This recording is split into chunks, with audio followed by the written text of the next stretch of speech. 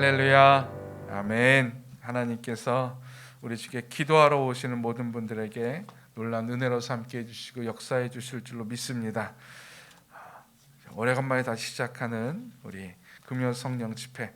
오늘은 계속해서 우리 금요 성령 집회가 작년에 믿음에 관련된 성경의 믿음의 이야기를 쭉 보고 있었는데 하다가 멈추고 뭐 그러는 바람에 이제 올해도 계속해서 믿음의 이야기를 하려고 합니다.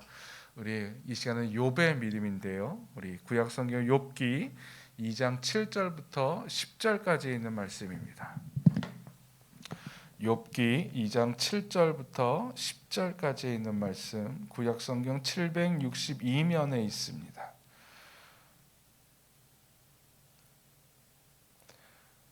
저와 여러분이 한 절씩 교독드리도록 하겠습니다. 사탄이 이에 여호와 앞에서 물러가서 욥을 쳐서 그의 발바닥에서 정수리까지 종기가 나게 한지라.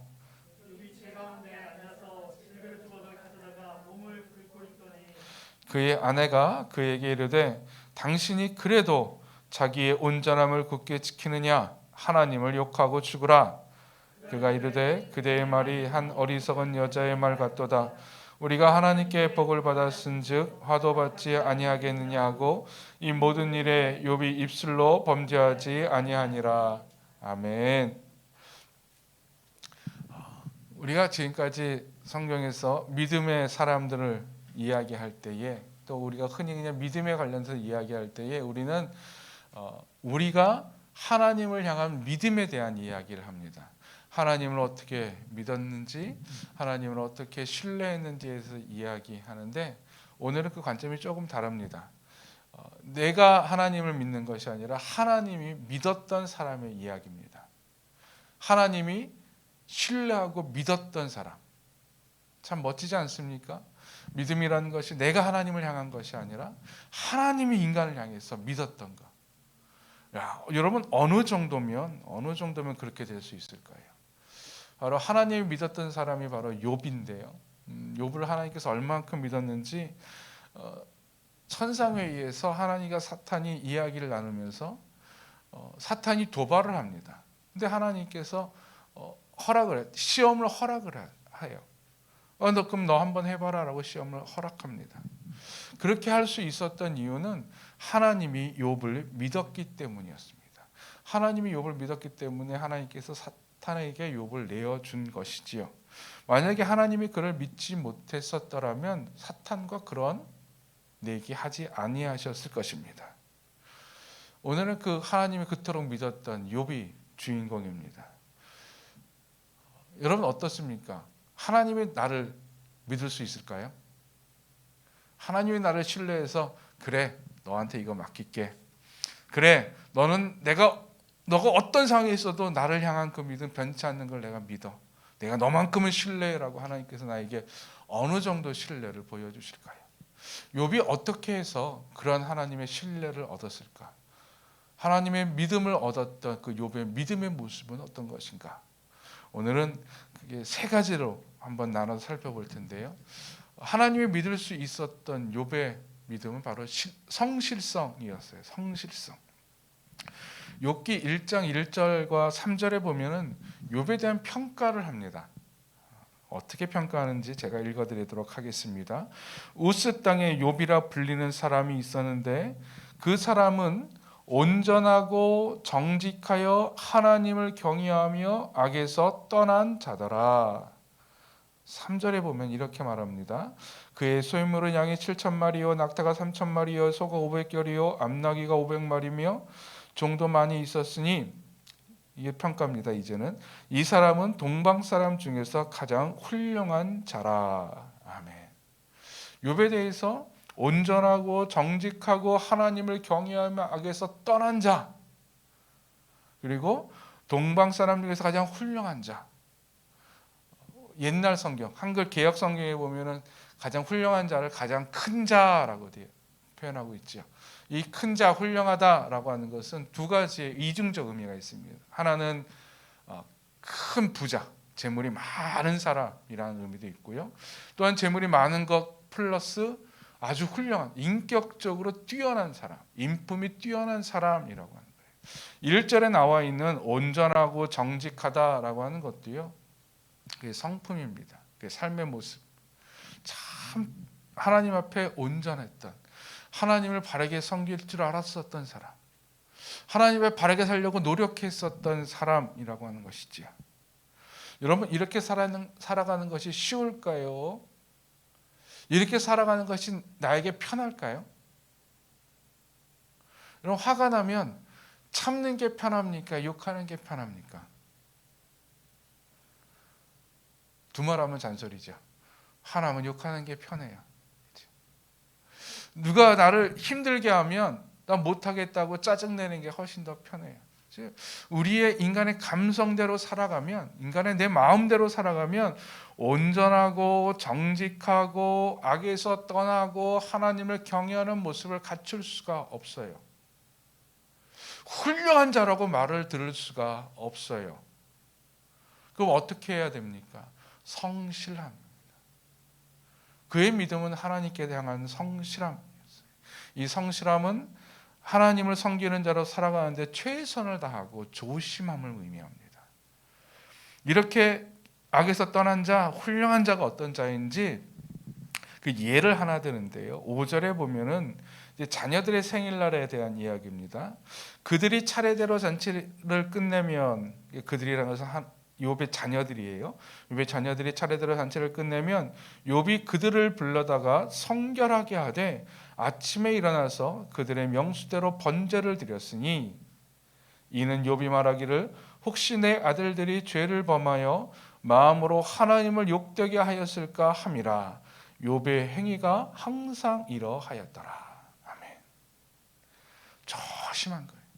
자녀들이 뭐 생일 잔치를 벌이는데 잔치를 벌이다 보면은 뭐 당시에는 뭐 이제 편하게 이제 즐길 수 있었을 것 같죠. 그러다 혹시 실수했을까봐, 혹시 실수해서 그 마음으로, 그러니까 죄를 범했다고 하는 것이요, 자녀들이 그 잔치날 죄를 범했다고 하는 것이 뭐 난장판을 만들고 서로 싸우고 뭐 욕하고 아니면 사람들을 뭐 망가뜨리고 그런 것을 의미하는 것이 아니라 마음으로 혹시 해이해져서 하나님을 저주했을까봐, 혹시 하나님을 경홀히 여겼을까봐 했다는 것도 아니에요. 혹시 그럴 수 있을까봐 조심하며 번제를 하나님께 드렸습니다. 늘 자신을 성결케 하는 거죠. 늘 조심하는 겁니다. 그는 하나님을 섬기는데 늘 조심하고 최선을 다했습니다. 이것이 하나님이 욥을 믿을 수 있었던 모습이에요. 성실한, 조심하는 것. 그렇죠? 여러분, 우리가 무언가를 조심히 다룬다고 하는 것, 늘 최선을 다한다고 하는 것은요, 내가 아끼는 것에 대해서 그럽니다. 내가 좋아하는 것에 대해서 최선을 다하고 조심함지요. 이것이 우리가 본받아야 될 믿음의 모습이지만 지금 우리들의 모습은 어떻습니까? 뭐 나의 모습, 아니 우리 주변의 믿음의 사람들의 모습, 소위 믿는다고 하는 사람들의 모습은 어떻습니까? 말로는 믿는다고 하지만 믿음에 대한 욕과 같은 성실성이 참 부족함을 느껴요. 성실성이 드러나는 삶이 별로 없습니다. 뭐 20세기 후반에 21세기 초에 들어서 전 세계적으로 다 그래요. 요즘에 믿음의 참 대가라고 불리는 자들이 있었어요. 우리들에게 좋은 책도 저술을 하고 많은 영향을 끼쳤던 분들이 있었는데 그분들의 사생활에 대해서 별로 좋은 이야기가 안 들어옵니다. 상당히 나쁜 이야기들이 기사화되기도 하고 사람들의 믿음을 흔들기도 하고, 그래서 심지어는요, 그분들이 저술한 책들이 서점에서, 기독교 서점에서 다 빠져나가는 경우도 있어요. 잘못과 범죄로 인해서 그동안 쌓은 탑이 다 무너지는 것. 성실성이 부족이죠. 욥은 그러지 아니하였어요. 근데 우리는 자꾸만 그러한 삶을 살아요. 믿음의 성실성이 부족한 삶을 살아요. 왜 그럴까요? 왜 그렇습니까? 그 이유는 간단해요. 믿음과 삶이 분리됐기 때문에 그래요. 하나님을 믿는 것은 믿는 거고 내 삶은 내 삶이야. 하나님 믿는 것하고 나하고 무슨 상관이 있어? 아무 상관없어. 그냥 종교성의 종교성이라고 이야기하죠. 우리 한국 사람들은 종교성이 참 깊어요. 많아요. 근데 여러분, 종교성하고 신앙하고는 다른 겁니다. 종교성은 내가 뭔가에 의지하고 종교적으로 의지하고 내가 마음의 위안을 얻는 거고요. 신앙은요, 내가 단순히 뭔가를 의지하고 내 마음의 위안을 얻는 것뿐만이 아니라 그 분에게, 내 주인에게, 내가 신앙하는 그분에게 내 삶을 전적으로 위탁하는 거예요.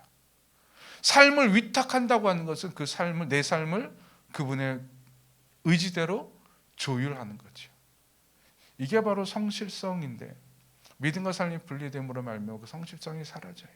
또 하나, 이 해이한 마음입니다. 나는 괜찮아. 나는 충분히 그럴 수 있어. 나는 충분히 넘어갈 수 있어. 나는 충분히 뭐 잘할 수 있어 라고 생각을 해요. 나는 충분히 그런 것에 걸려들지 않아 라고 이야기합니다.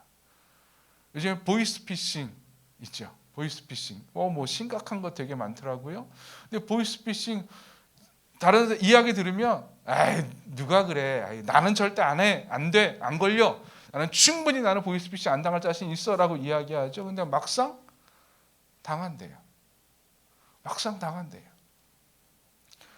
언뜻 TV를 보니까 요즘에 새로운 보이스피싱이 있는데 그 페이스북 같은 SNS에 친구 신청을 하는 경우들이 있대요. 모르는 사람이, 전혀 모르는 사람이.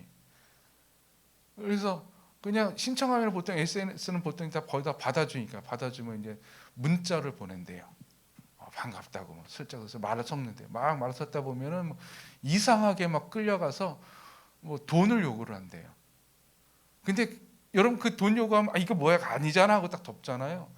근데 막상 걸려고 온 사람들의 말에 의하면은 의심하면서 다가간대요. 의심하면서 돈을 준대요. 이게 왜냐하면 나는 안 걸려라고 생각, 나는 똑똑해라고 하는 생각, 나는 달라라고 하는 생각 때문에 그래요. 여러분 성실성은요, 나는 달라가 아니에요. 나도 그럴 수 있어. 여러분 욥이 자녀들을 위해서 번제를 드리는 모습을 보십시오. 욥이 자기의 자녀들이 얼마나 성실하게 얼마나 교육을 잘했겠어요. 내 자녀들은 달라. 내 자녀는 잔치를 벌여도 절대 하나님을 부인하거나 하나님을 저주하는 일 없어. 범죄하는 일 없을 거야 라고 그냥 자신을 믿었었더라면 이런 일을 안 했겠죠. 근데 욥은 자기 자신도 늘 항상 점검했어요. 그래도 늘 조심했던 것이죠. 또 하나, 믿음의 대상에 대해서 가벼이 여길 때 우리는 성실성을 상실하게 됩니다. 내가 누군가에 대해서 성실하게 대한다라고 하는 것은 그를 높여드리는 것을 말해요. 내가 누군가에 대해서 조심스럽게 대한다라고 하는 것은 그를 중히 여김을 의미합니다. 얼마 전에 저희 집에 이사를 했는데요. 이사할 때 재미있는 사실은 이렇게 보니까요. 집안에 귀중품 좋아하는 것, 좋은 물건, 귀중한 물건 있잖아요. 되게 조심히 다루더라고요. 우리도 그렇고 이삿짐 나르는 분들도 그렇고. 근데 그냥 그저 그런 거. 이건 이사 갈 때 버릴까 말까 하는 물건. 어떻게 해요? 대충 싸주세요. 대충 가져가세요. 그러더라고요. 이사하는데 이제 보통 집안에 귀중품들 있지 않습니까? 통장이니 뭐 도장이니 그런 거, 반지니 그런 거. 저희 따로 쌌어요. 그리고 아내가 저한테 맡겼어요. 당신이 움직일 때마다 갖고 다니라고. 움직일 때마다 그 가방 들고 왔다 갔다 했습니다. 귀중한 거니까. 중요시 여기는 거니까. 성실하게 되더라고요. 여러분 우리가 하나님을 귀중히 여길 때, 중히 여길 때 우린 내 삶에 하나님을 향한 성실성이 드러나게 되는 거예요. 근데 그러지 못할 때는 이 성실성이 사라집니다. 욥은 그런 성실성을 가지고 있었던 자였습니다. 그는 믿음을 성실히 지켰고 하나님을 섬기는 자로 살아가는데 조금도 해가 되지 않도록 최선을 다했습니다. 타인이 보기에는 갑갑하게 보였을지라도 그는 하나님의 보기에 믿을 만한 자가 됐습니다. 부디 바라기는 여러분 욥처럼 다른 사람이 보기에는 답답한 자로 보일지라도 하나님의 보기에 믿을 만한 자로 보일 수 있기를 간절히 축원드립니다. 두 번째, 욥이 가졌던 하나님을 믿을 수 있었던 욥의 믿음의 모습은요, 무조건성이에요. 무조건. 사탄이 하나님께 하나님이 욥을 막 칭찬하니까 사탄이 하나님께 대든 이유가 있어요. 뭐라고 대들었냐면 욥이 하나님을 잘 섬기는 것은 하나님께서 욥에게 재물도 줬고 건강도 줬고 자녀의 복도 줬고 이런 거 다 줬으니까 당연히 하나님 섬기지, 하나님 잘 섬기지. 그런 거 안 줘봐요. 하나님 안 섬깁니다라고 이야기해요. 즉 다시 말해서 하나님이 잘해 주셨기 때문에 욥이 하나님을 믿고 섬기는 것이지, 만약에 하나님이 이것을 욥에게 주지 않았더라면 욥은 하나님을 믿고 잘 섬기지 않았을 것입니다라고 하는 이야기입니다. 여러분, 이 사탄의 말이 우리 일반 사람들이 신을 믿는 이유이기도 합니다. 조건이기도 합니다. 복을 받고 화를 피하기 위해서 우리는 신을 섬기고 신을 믿어요. 만약에 사탄이 말한 이유가 아니라면 우리는 믿을 이유도 없고, 만약에 화를 막지 못하는 신이라면 오히려 아마 그 신을 욕하거나 저주해도 상관이 없을 것입니다. 그러나 그 신이 나에게 복을 준다면 우리는 죽을 듯 말 듯 믿어요. 만약에 그 신이 나에게 화를 내릴 수 있다고 경고하면 그 신한테 잘 보이기 위해서 온갖 아양을 다 떨 것입니다. 이 조건이에요. 믿음의 조건. 보통 인간 사람들이 말하는 믿음의 조건입니다. 그래서 오늘 본문에 보니까는 아내도 그 얘기예요. 이 하나님이 주셨던 뭐 재물, 건강, 자녀 하나님이 그래서 다 뺏어갔어요. 막 기와장으로 벅벅 질것 조각으로 자기 몸을 긁고 있는데 아내가 이야기합니다. 당신 그래도 하나님 믿을 거냐고. 하나님을 욕하고 죽으라고 이야기합니다. 여러분, 욥의 아내가 얼마나 답답하고 화가 나고 보기 힘들면 이런 말을 했을까요? 욥의 아내는 욥을 안 떠났어요. 마지막까지 같이 있었어요. 즉 욥을 그만큼 사랑하고 욥을 그만큼 존중히 여겼던 자가 욥의 아내입니다. 근데 그 아내의 입에서 이런 말이 나올 정도면 욥의 상황이 얼마나 힘들었으면 알 수 있겠죠. 욥의 아내도 마찬가지로 우리의 모습을 대변한 겁니다. 아내가 보기에 욥이 더 이상 하나님을 믿을 이유가 없었던 것이지요. 여러분, 우리가 하나님을 믿는 이유가 무엇입니까? 하나님을 섬기는 이유가 무엇입니까? 욥의 아내가 이야기하는 것처럼, 사탄이 말하는 것처럼 내가 복받기 위해서, 아니면 내가 보호받기 위해서, 내가 위로받기 위해서 하나님을 믿습니까?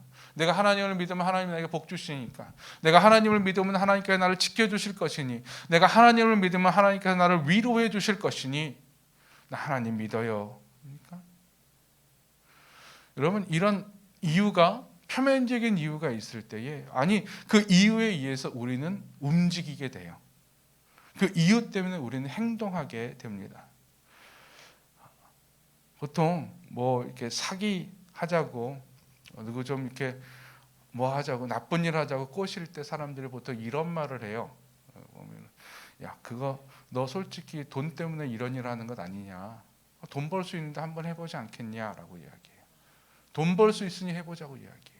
근데 내가 지금 일하는 이유가 진짜 돈 버는 이유예요. 그러면 그 말에 끌려 들어가요. 사람들이 말합니다. 다 먹고 살기 위해서 하는 일 아니냐고. 먹고 살기 위해서.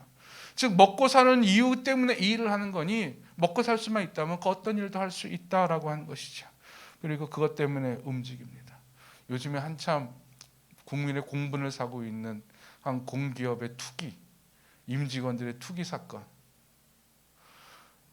그 사람들을 내놓는 반론이 더 뻔뻔해요. 뭐 우리라고 땅 못 사냐고, 우리라고 뭐 그렇게 할 수 없냐고.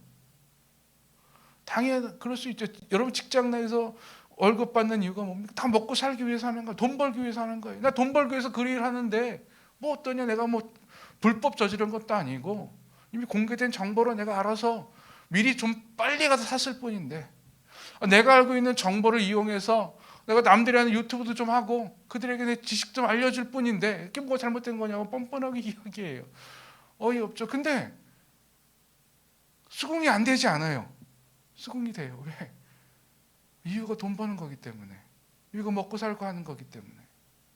여러분, 우리의 믿음의 조건이 그렇게 될 경우에 우리의 믿음은 망가지게 됩니다. 왜요? 하나님이 원하시는 믿음은 이런 조건이 아니에요. 이런 조건적 믿음이 아닙니다. 하박국 선지자가 하나님께서 원하시는 믿음을 이렇게 노래합니다. 하박국 3장 17절 18절에 있는 말씀인데요.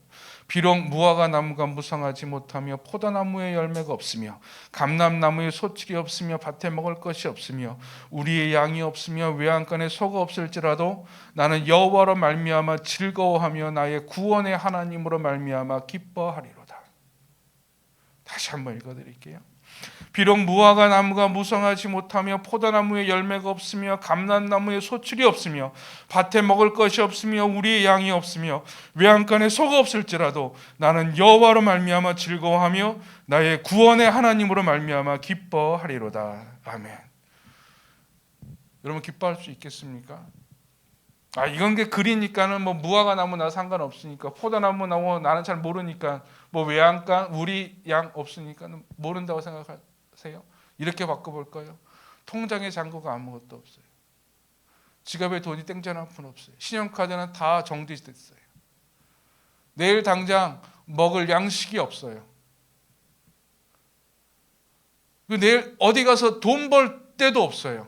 다 막혀 있어요. 다 답답해요. 다 어떤 것도 나를 살 수 있는 활로가 하나도 열리지 않았어요. 그럼에도 불구하고 하나님을 기뻐할 수 있습니까? 하나님만 생각하면 기쁘고 하나님만 생각하면 감사하다는 말이 나올 수 있습니까? 못 나와요. 왜요? 우리의 기쁨의 조건이, 믿음의 조건이 그런 거였었기 때문에. 하박국은 얘기해요. 그런 거 아니라고. 내 기쁨의 조건이, 믿음의 조건이 그런 것이 아니라 나는 그냥 여호와로 말미암아 기뻐하는데, 즐거워하는데 나의 구원의 하나님으로 말미암아 기뻐하리로다. 아멘. 이게 무조건의 믿음이에요.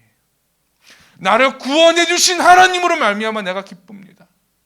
다른 것이 다 사라진다 할지라도, 다른 조건들이 다 없어진다 할지라도, 맞지 않는다 할지라도 나를 구원하신 분이 하나님이시기 때문에, 나의 창조주가 하나님이시기 때문에 본질에 대한 믿음이죠. 욥이 하나님을 부정하지 않았던 이유는 바로 여기 있습니다. 하나님이 자신의 삶의 이유였고 자신의 삶의 주관자였기 때문에. 그래서 10절에 욥이 이렇게 고백하잖아요. 우리가 하나님께 복을 받았은즉 화도 받지 아니하겠느냐. 내 삶의 주관자가 하나님이다. 그래서 다른 조건이 필요 없다는 것이죠. 이러니 하나님을 믿을 수밖에 없죠. 우리의 믿음이 이 믿음이 되기를 간절히 축원드립니다. 세 번째 욥이 가졌던 믿음은요, 수용성이에요. 수용. 하나님을 수용하는, 하나님의 행위를, 하나님의 섭리를 수용하는 겁니다. 3장 이후에 보면 욥과 친구들의 대화가 쭉 나오는데, 거기에 보면 욥이 자신의 생일도 막 저주하고요, 하나님께 막 따지기도 합니다. 즉 한마디로 표현하면 하나님께 막 원망해요. 원망한다 그러면 우리가 떠오르는 또한 부류의 사람들이 있지요. 바로 광야에서 살았던 이스라엘 사람들. 그들도 하나님을 원망했어요. 근데 똑같이 욥도 하나님 원망하고, 그래서 광야 백성도 하나님을 원망했는데 결과가 달라요. 광야 백성들의 원망은 하나님의 진노를 나타나게 됐고요, 욥의 원망은요 하나님의 위로와 회복을 맞이하게 됩니다. 왜 이렇게 다를까? 똑같은 원망인데. 근데 원망에 다른 부분이 있어요. 원망의 차이점이 있어요. 먼저 원망과 불평의 이유입니다. 광야 백성은 자신의 처지와 상황 때문에 하나님을 원망했어요. 자신의 처지와 상황 때문에 하나님을 원망했고요. 그러니까 자신에게 이런 처지와 상황을 주신 하나님을 원망해.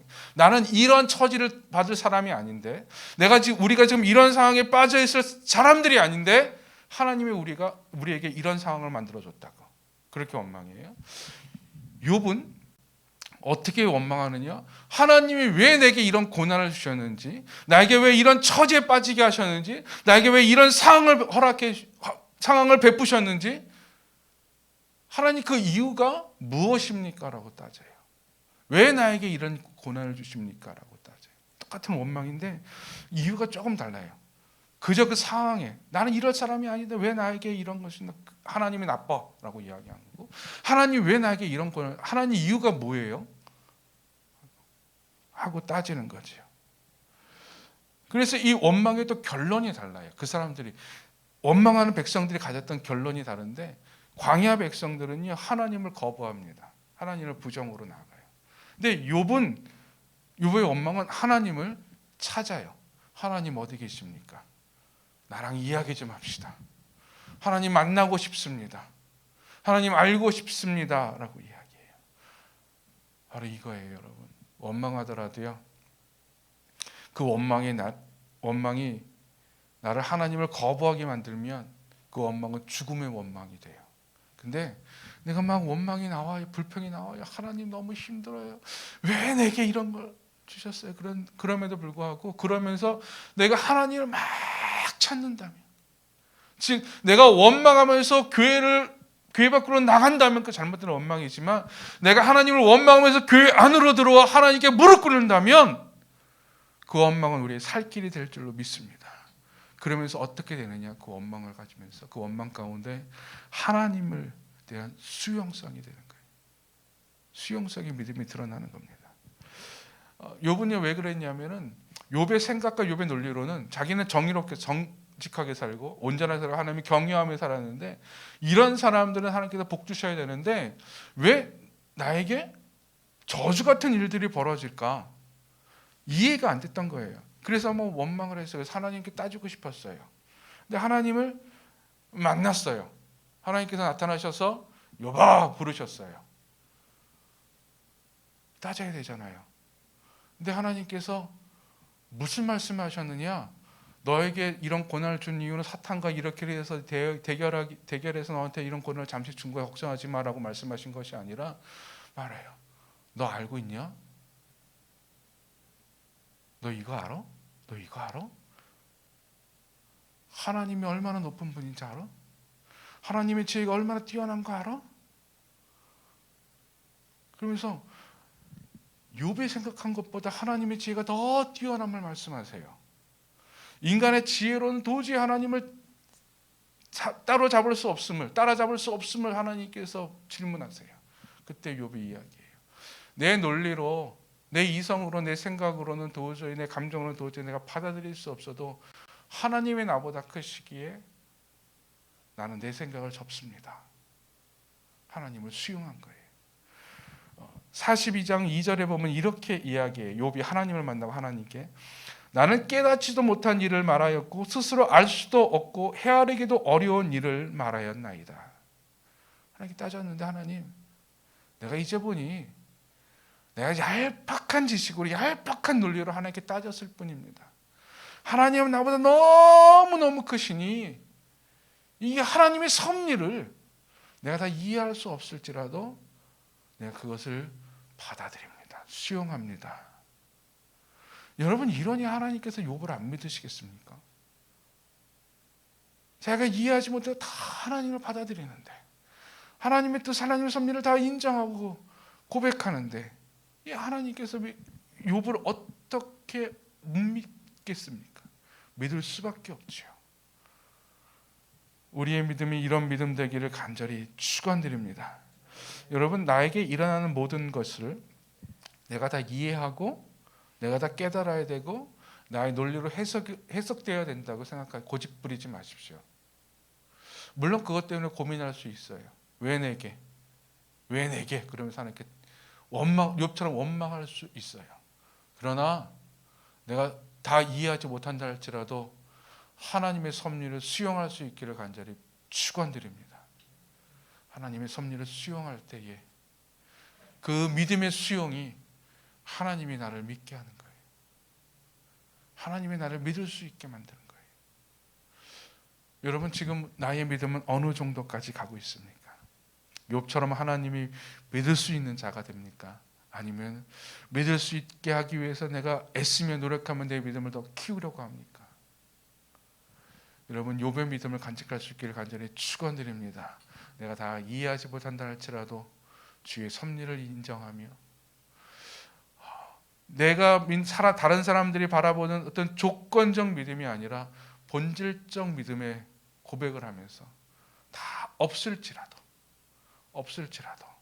나 하나님 믿어요라고 하는 고백, 그 믿음의 고백이 성실함으로 내 삶 가운데 드러나는 것, 이러한 모습으로 땅에 떨어져 있는 지금의 믿음의 이 모습을 다시 하나님께서 존귀 받을 수 있는 믿음의 모습으로 변화시킬 수 있기를 간절히 축원드립니다. 끝까지 복음이 전해질 때까지 증인된 삶